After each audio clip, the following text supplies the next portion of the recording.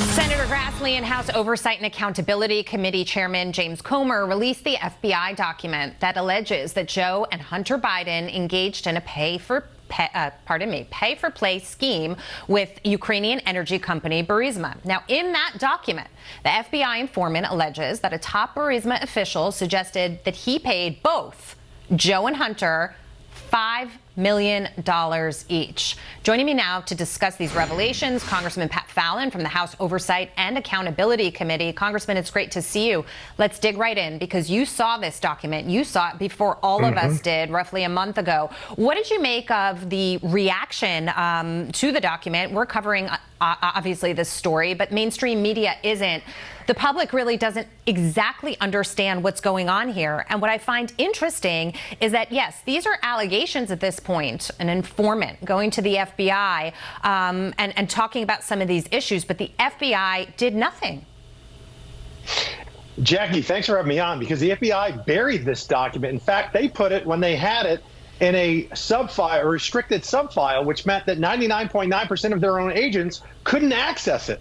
So you have to ask yourself why that is. And furthermore, this isn't just some everyday run-of-the-mill informant. This is a highly credible source that the FBI has been, by their own definition, by the way, that they've been working with for over 10 years, that they've given hundreds of thousands of dollars to, and everything this person has told them to date has checked out. So then you have to go and take another further leap and believe that the Burisma oligarch and CEO was somehow bragging privately to him because he was asking him confidential advice. This is ridiculous. I believe this document to be true, and I'm glad that you and everybody else in the country can see it with their own eyes. Let's talk about what happens next, because James Comer has said there are criminal charges that could potentially be filed here. I believe we have a soundbite from him.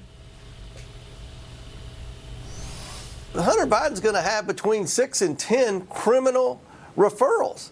And the fact that he got a sweetheart plea deal over, a misdemeanor that should have been a felony according to the IRS whistleblowers. I mean, these guys were the ones that were leading this investigation. He violated the Foreign Agents Registration Act. He was money laundering. He was racketeering. He committed wire fraud. He violated the Mann Act. The list goes on and on and on.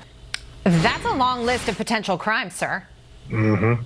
No, it very much is. And, let's break down real quickly for your viewers what the IRS whistleblowers said.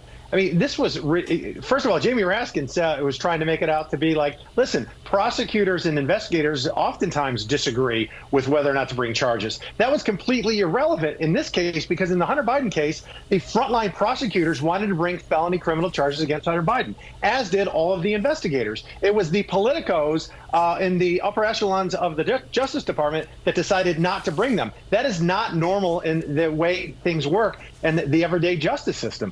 And also, I've never seen a case where you cannot engage a subject of an investigation. You have to wait until he comes to them. They were ordered not to talk to Hunter Biden unless he talked to them first, which, of course, he never did.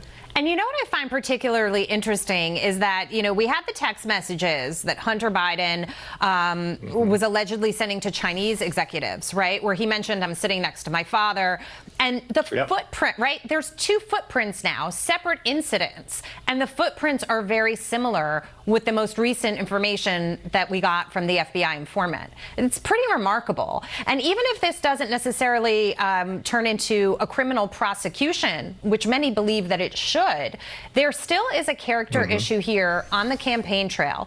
Joe Biden has to look the American people in the eye, and he has to explain why he lied multiple times. You've seen all those clips where he said, I have no knowledge of my son's business dealings. Yeah, and we know that to be completely false. It was a bold-faced lie of a candidate in 2019 who wanted to be president. Furthermore, you want to talk about character. Hunter Biden got off because of the delaying of the Justice Department with some of the statute of limitations running out. He owes in back taxes hundreds of thousands of dollars. He can still pay those back taxes if he wanted to pay his fair share, as the Democrats so often talk about, but he has opted not to. And that's awfully revealing, too. I feel really the only way to get to the bottom of this is to have concrete evidence, to follow the money trail. They've made it very difficult to do that through shell companies and moving those funds around. The president getting on stage, answering a reporter question once and mocking them, essentially saying, where's the money, knowing, obviously, that it would be difficult. But is there any way to be able to break that down, Congressman? Yes, and I think, Jackie, we're 6 months into this investigation because we've only had the majority for 6 months. And if Joe Biden has nothing to hide, and if him and Hunter have done nothing wrong, then just release your tax records, release your bank records voluntarily. But they're fighting tooth and nail, and they've lawyered up because they're trying to push this goalpost at post after November of 24. Right. Before after next year's election. Yeah, change the timeline, make it work for you. Exactly. Congressman Pat Fallon, good to see you. Thank you so much. Thanks, Jackie. God bless.